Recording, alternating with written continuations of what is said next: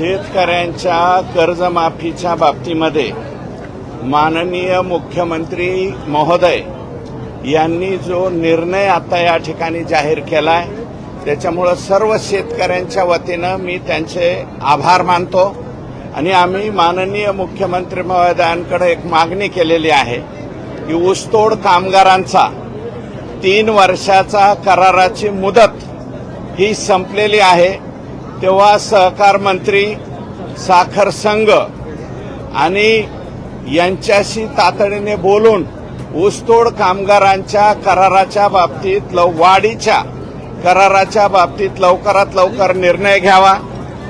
2 वर्षामध्ये मागील 2 वर्षामध्ये 3000 ऊसतोड कामगारांचे बैल जे आहेत ते मृत्युमुखी पडलेले आहेत। त्यांचं अनुदान अद्यापपर्यंत सामाजिक न्याय विभागाने आणि मुंडे साहेबांच्या नावाने असलेल्या महामंडळाने दिलेलं नाही, ते तात्काळ द्यावं।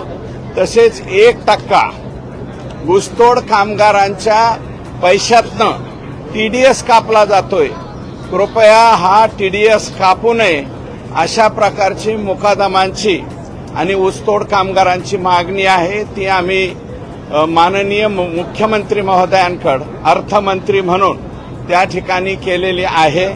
आणि चौथी मागणी या ठिकाणी या ऊसतोड कामगारांना जो विमा आहे तो पूर्वी साखर कारखाने भरायचे, परंतु साखर कारखाने कपातीचा पैसा राज्य सरकारकडे जमा करीत असल्यामुळं त्याला विलंब होतोय महामंडळाकडून।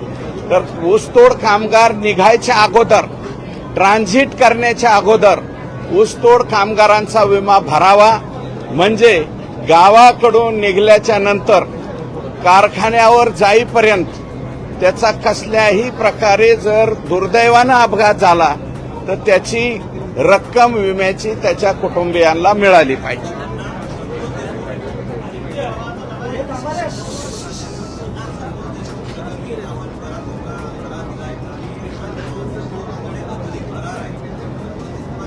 कृष्णा आंधळे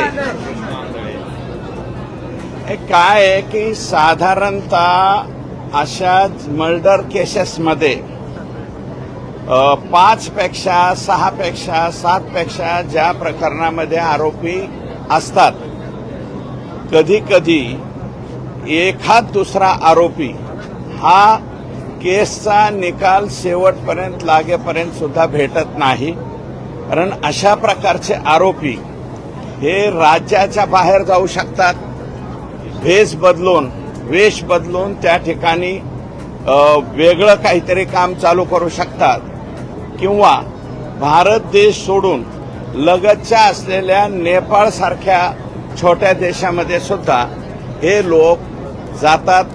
त्याच्यामुळं दुर्दैवानं असे आरोपी भेटत नाहीत।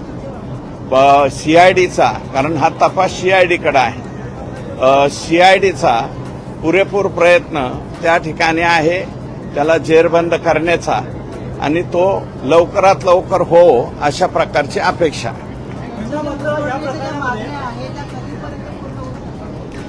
ऊसतोड कामगारांचं ऑक्टोबर महिन्यामध्ये साधारणतः आपला गळीत हंगाम सुरू होतो। गळीत हंगाम सुरू होण्यापूर्वी आम्ही आत्ताच मुख्यमंत्री महोदयांना निवेदन दिलेलं आहे की हा करार मागील 3 वर्षाचा करार संपलेला आहे।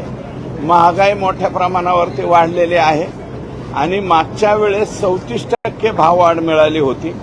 यावेळेस सुद्धा ऊसतोड कामगारांच्या संघटना, साखर संघ आणि साखर आयुक्त आणि सहकार मंत्री यांनी लवाद जे आहेत दोन्हीही ठरलेले, त्या लवादाच्या समोर लवकरात लवकर हा विषय मांडून पुढच्या 2 महिन्याच्या आतमध्ये त्याच्या बाबतीतला निर्णय घ्यावा, म्हणजे सुखरूपपणे ऊसतोड कामगार ऊस तोडायला जाईल।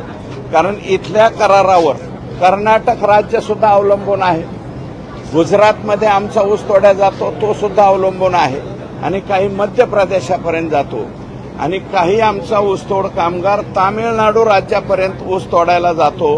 आणि त्याचं प्रमुख ठिकाण हे बीड जिल्हा आहे. त्याच्यामुळं याचं निराकरण लवकरात लवकर व्हावं अशी मुख्यमंत्र्यांकडे मागणी केली. नाही, आता याच्यामध्ये किती टक्के मिळावा हे ठरवणारा मी नाही. ऊसतोड कामगार संघटना आहे. ऊसतोड कामगार संघटना ज्या वेळेस समोरासमोर बसतील त्याच्यानंतर संघटनेला हा अधिकार आहे. मला एकट्याला अधिकार नाही. डिमांड करायला मी काय 100% भाववाढ द्यावा म्हणून आज मागणी करेल, परंतु ते उचित होणार नाही. आम्ही भाववाढ मागत असताना ऊसतोड कामगार संघटना ज्या आहेत, ज्या पात्र संघटना आहेत, त्या संघटनेच्या जोरावरती आम्ही त्या ठिकाणी मागणी करतो. खासदार बजरंग सोनवणे यांच्या मुलाला अटक करण्यासंदर्भात आज मोर्चा केलेला आहे. लोकशाहीमध्ये मोर्चा काढण्याचा किंवा कोणती मागणी करण्याचा त्या ठिकाणी सर्वांना अधिकार आहे. मी त्याच्याबद्दल काही म्हणणार नाही, परंतु माझी भूमिका मी अगोदरच सांगितलेली आहे. त्याला डबल सांगण्याची गरज नाही. पोलिसला जर वाटलं त्याच्यामध्ये यत्किंचित सुद्धा बजरंग सोनवणे यांच्या मुलाचा हात आहे तर पोलीस त्यांना अटक करतील, आणि जर त्यांना वाटलं नाही तर ते विनाकारण कशासाठी अटक करतील. ऊसतोड कामगारांना मारण्यात आली, त्याला लघुशंका पाजण्यात आली बीडमध्ये काल. मला या प्रकरणावरती मी माहिती घेतलेली आहे. मुकादम कोणीतरी आहे थोरात नावाचा, संबंधितांनी कंप्लेंट लॉन्च केलेली आहे. मीडियावरती सुद्धा ती बातमी आलेली. ज्यांनी कोणी हा गुन्हा केला असेल त्यांच्यावरती पोलीस सक्षम आहेत. मला वाटतं गेवराईच्या भागामध्ये हा प्रकार घडलेला आहे. तर जे कोणी चुकीचं काम केलं असेल त्यांना पोलिसांनी जेरबंद करावं अशी माझी मागणी आहे. कुठला बोनस? नाही.